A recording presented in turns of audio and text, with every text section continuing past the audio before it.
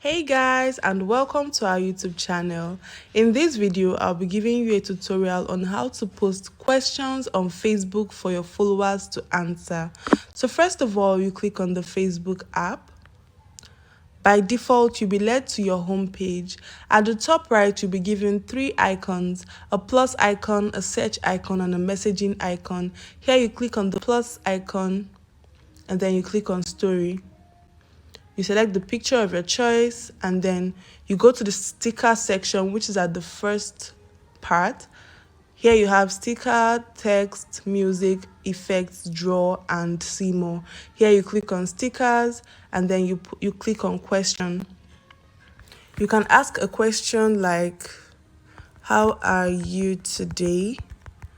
And then your friends and followers can answer this question. I hope this video has helped you out. Don't forget to give this video a big thumbs up and stay tuned for more tutorials in the future.